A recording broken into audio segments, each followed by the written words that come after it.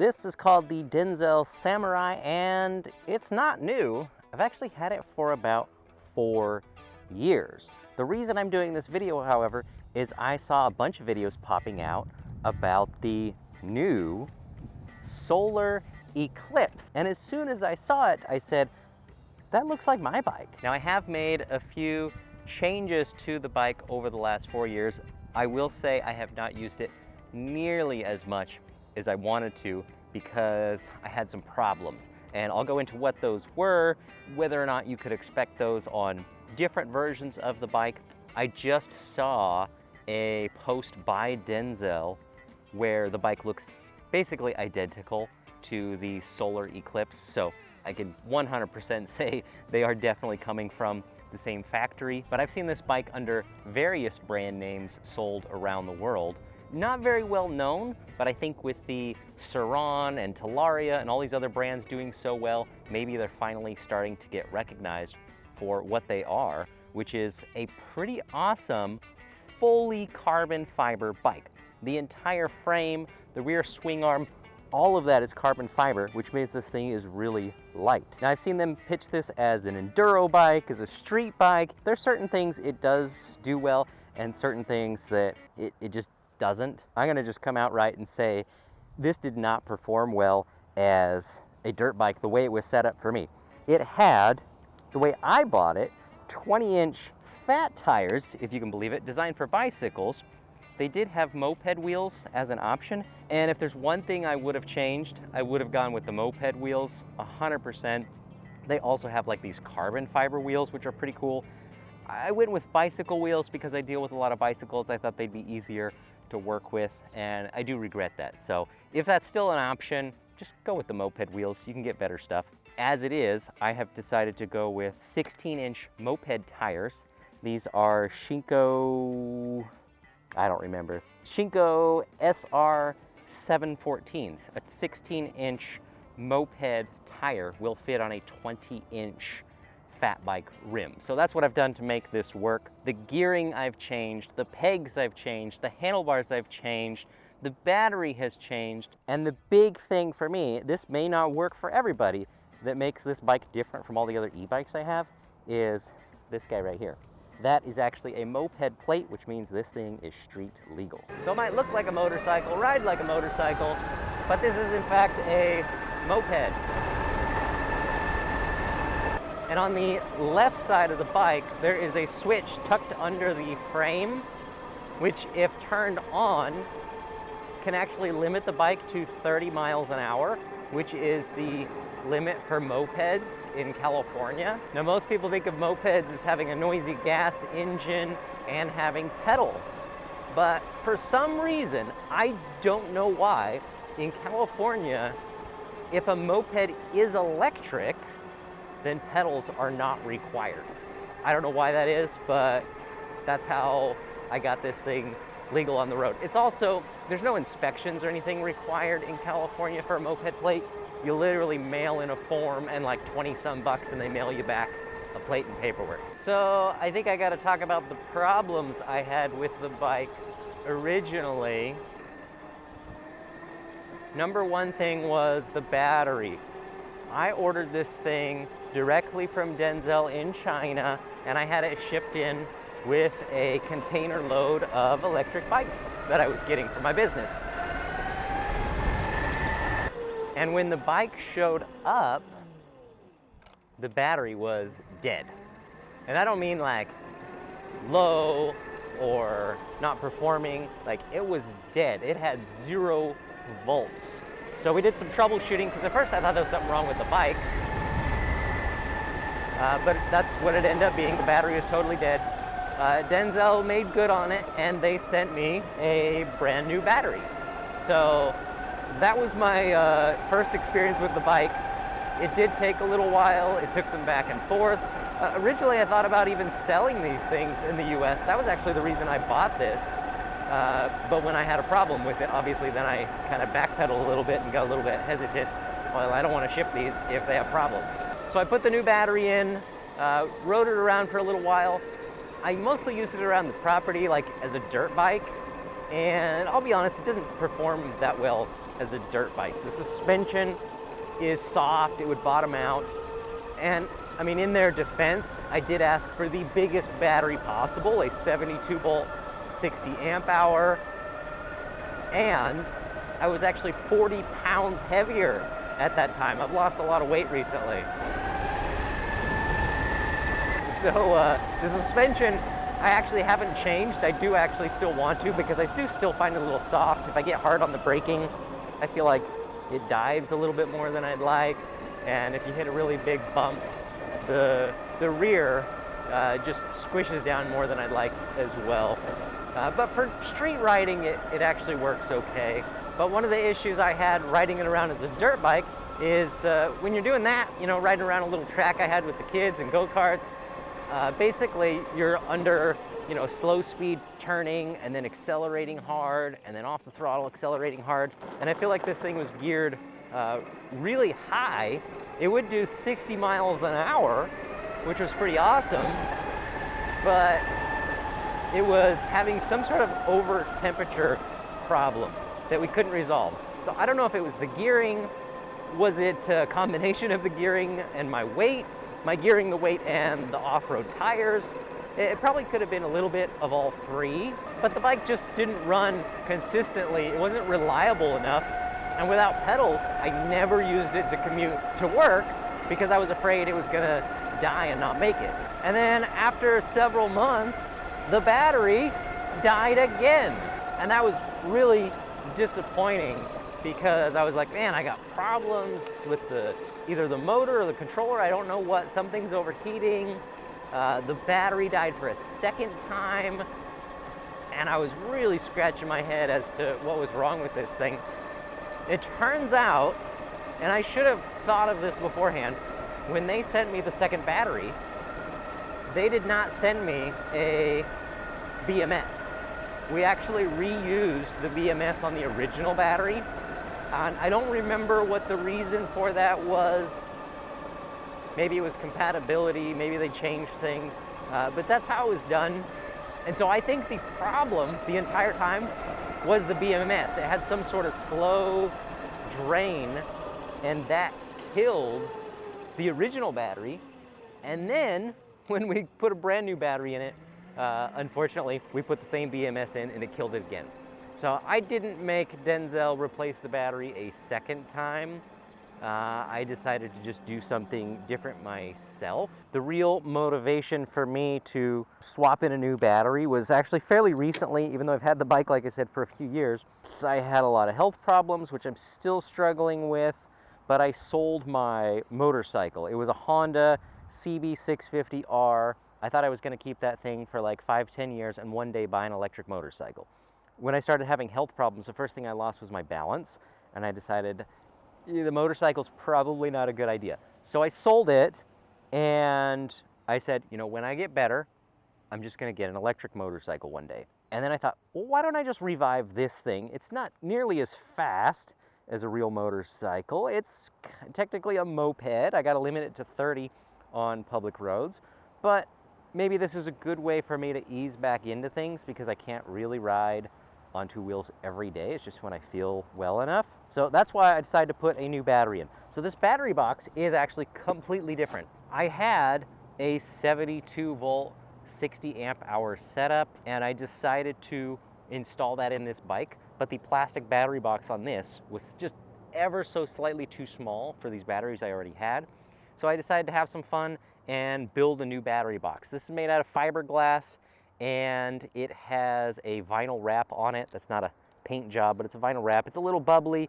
It's not perfect, but it's functional. And the best part about this, and this is different from the new Solar Eclipse, is that now the battery is easily removable. The Solar Eclipse, they fixed that. My understanding is that on that bike, you can easily take the battery out, and on the original Samurai, you couldn't. It was a pain. It would probably take you about half an hour to get the battery out.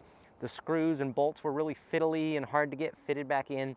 It was just really annoying. Gloves off for a minute because it's like gonna be 104 degrees out today. All right, so I have basically 3 little body clips, and then now this door has a hinge that pops open, and my batteries are inside. I'm gonna turn these on because these have percentage on the display. I got 93% on one, 94% reading on the second. It's kind of an odd setup I'm running because of what these are used for. I swapped these back and forth between another project. These are actually 36 volt batteries, 60 amp hour. So I just run them in series to get the 72 volts. And I got a little cubby in the bottom to, you know, put things. So that was an improvement, or one of the big changes that I made, and that was really just to save me money. Why buy another big expensive battery when I have other things that could use this too, and I can swap them back and forth. Other things I changed were the pegs. These original pegs were just round, which was really uncomfortable, and there's basically like a bicycle bottom bracket right here in the frame that those threaded into. And they were so far back, it was like sport bike seating. The handlebars were lower, the pegs were back, but it was trying to be a dirt bike. It just didn't make sense, and I found it very uncomfortable. So first thing I did was move the pegs forward. I had to machine my own blocks right here, and I found these pegs on Amazon, and that's actually holding up really well. So I'm really happy with how that turned out. So much more comfortable. Was a huge difference. Still wasn't 100% the way I wanted the seating position to be. Once I changed the bars out, just gave them a little bit of a rise. Now it's perfect. Now it's comfortable. I feel like I could ride around for hours on this and have a lot of fun with it. Before, after, you know, 20, 30 minutes, I felt like you were just putting a lot of pressure on your wrists. You were leaned forward, your feet were back. It was just really awkward. I think they fixed that on the new bikes because it looks like they have a more standard peg design that I think is mounted up a little bit further, and the weird bicycle bottom bracket thing is just gone completely. So I've changed the battery out, the battery box, the pegs, the handlebars. One thing I want to change and I haven't done yet is the display. I 3D printed this piece that goes around the display because in direct sunlight, you just can't see it at all. You can only see it in the shade, which is really annoying. There's not really a whole lot you need to see other than your speed and the battery voltage, but it's just impossible. So I was hoping that 3D printed piece would kind of act as a shade and make it better. It helps, but it really doesn't fix the problem. So I really need a new screen. And then the headlight turn signal thing up front is not that nice either. Much nicer from the pictures I've seen on the new bikes. I'm hoping that is actually compatible with mine. Maybe I can get that from Denzel and adapt it to fit this bike. If not, I'm probably going to DIY some sort of new headlight mount with a bigger, brighter headlight, a better turn signal setup. Some of the factory things I ordered, one which was an option, was this variable regen. This is awesome. So my throttle is a standard twist throttle on the right-hand side. This is a cruise control button. I have Magura brakes, front and rear, but the regenerative braking is awesome. So this looks like a thumb throttle, but it's actually a variable regen. So I can use this like an engine brake, and I can use just a tiny bit, I can use more, and that's awesome for slowing that rear wheel down. Really works well, saves the brakes a lot. Oh, I totally forgot about the gearing. I mentioned that the gearing seemed kind of high and it would do like 60 miles an hour. So you've got a very simple setup. You got a mid-drive motor right here. There is, I think originally it was a 15-tooth gear up front. And then this gear in the back is, I don't know, it says somewhere on it under this dust, I think, what it actually is. There we go, 80 teeth in the back. There's no freewheeling or anything going on here. That's how the regen works. It's got to be fixed just like a Sur-Ron or any other electric bike like this or dirt bike like this. But because this thing was having that overheating problem, I decided to gear it down and see if that fixed it. So since I've changed the gearing, that was also the same time I put the new battery in, I have not had the overheating problem at all. Now bear in mind, I changed the tires, which are slightly smaller in diameter, much smoother, roll much easier. It's a new battery, which I don't think was the problem. It was just a separate issue. And I've lost about, like I said, 40 pounds. So between all those things, the overheating is completely gone. The only thing is I lost a huge amount of top speed. It doesn't do 60 miles an hour anymore. I dropped from a 15-tooth gear up front down to a 12. and smaller tires. So now it maxes out at like 40 miles an hour. But the acceleration is awesome. It takes off very quickly. It's not gonna do a wheelie. The controller still kind of eases the power on soft. Even though I've tuned it up and tried to make it really take off more aggressively, it's a big difference, but it's not a wheelie machine like a Sur-Ron. It just doesn't want to do it. I think after I really ride this and push it hard this summer, if I don't run into any overheating problems, I'm gonna go back to the 15-tooth gear up front, get closer to that 60 mile an hour top speed, and see if the overheating issue comes back. I'm hoping it doesn't because of the other little changes I've made, and then that's just gonna make this thing a lot more fun. So this is kind of a awkward two-wheel thing because it's a moped. Some people might think it's a motorcycle, but I'm not really allowed to go in the road. I have to turn the speed down. So the correct place to ride this would actually be on like the shoulder in the bike lane on certain areas, which is a little weird. But we're just gonna get out and go. And I'm gonna cruise around on some of the slower side streets because I think that's where this thing's gonna be a lot of fun. And so now I'm not even using the brakes at all, I'm just using the regen, and see how that slows down real nicely? And then just a touch of brake to actually get it to stop. This is now the perfect around town bike. One thing that's a little bit annoying, but it hasn't actually been a problem, is the kickstand. They used a bicycle kickstand, and it holds up the bike just fine because it's actually pretty light, but it rattles when you're riding around. So it's just annoying. It's not noticeable on the street, but if you go on dirt or you hit some potholes, you hear it rattling around back there.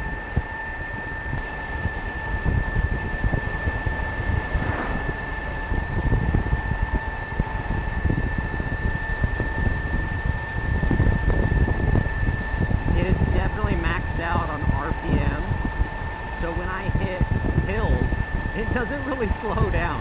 It just keeps on trucking up the hill, which is cool. That's good because the commute I've got, if I'm going to use this thing to go to town, is all uphill.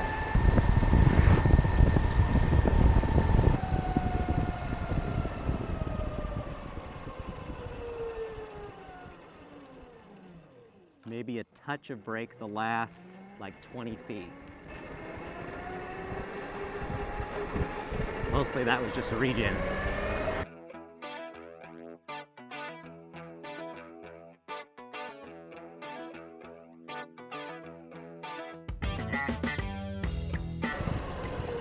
A little bit of front brake.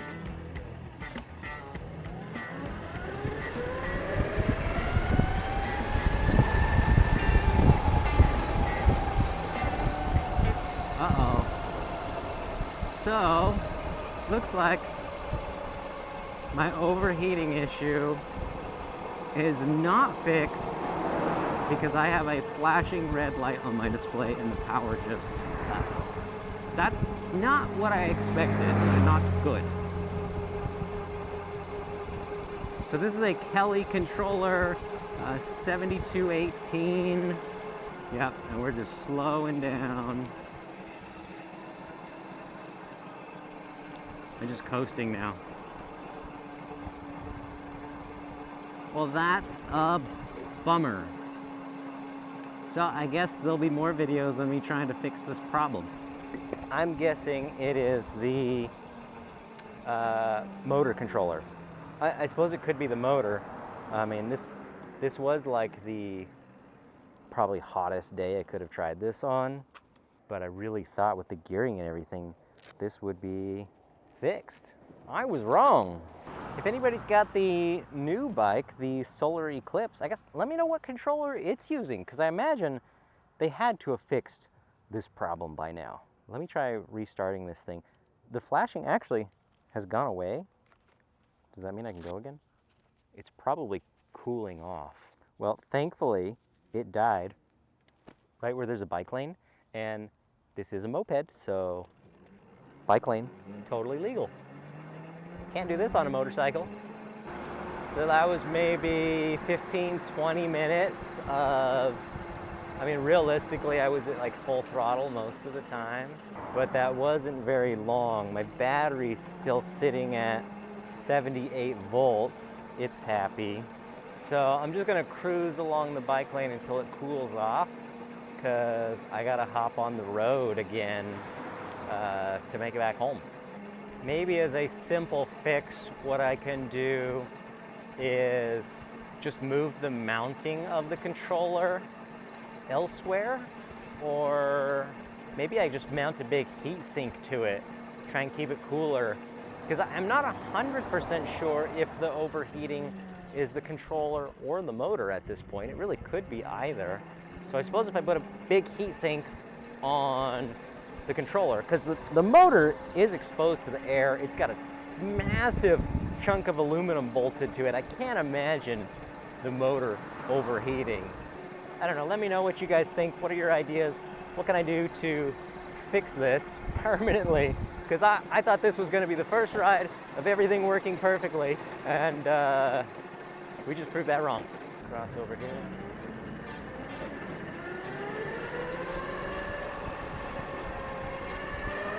Use the throttle a little more easily. Gonna go easy on it, kind of coast for a little. Or full throttle again, hoping for the best. Made it to the signal. That's good.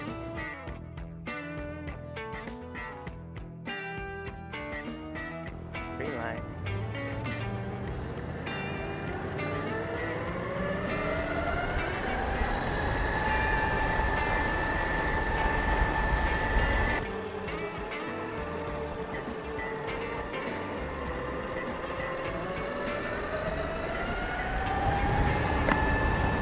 So I made it back and it didn't overheat anymore. So I think it really is just borderline, like a little bit more cooling, and I think I can get this to work. My original idea of putting the gearing back higher might not be possible, and that's unfortunate. Here's that display I was talking about. That's what it looks like in the shade. Watch what happens when you go into the sun. Basically just disappears. You can see my idea did help, but it's still really hard to see. Although I have to admit, feeling this chunk of metal, that's pretty toasty. That is hotter than I expected. And the motor controller I was worried about because it's tucked up in here, and although it's not enclosed, it doesn't have a lot of airflow coming right over it. But man, that motor is hot. Maybe it's the motor after all. Controller is warm, but the motor's actually hot, like I can't leave my hand on it. That might actually be our problem. I'm thinking, because I have a nice big flat surface on both sides of the motor right here, what I could do is add a finned heat sink to both sides. I can literally just stick it on there. So I guess there it is. In the end, would I buy another Denzel Samurai? Probably not, unless all of these problems are resolved. So if all these issues are taken care of on one of the new bikes, then this could be a lot of fun. I really like it. It just needs to work.